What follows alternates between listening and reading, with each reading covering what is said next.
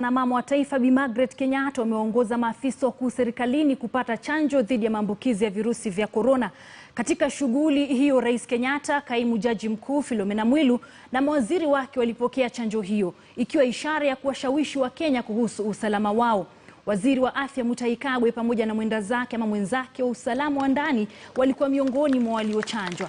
Aidha, mwenyekiti wa baraza la dini la ushauri kuhusu COVID-19 Kasisi Anthony Muheria pia alipokea chanjo. Mapema leo Rais Kenyatta aliwaamrisha mawaziri wake kupata chanjo hiyo.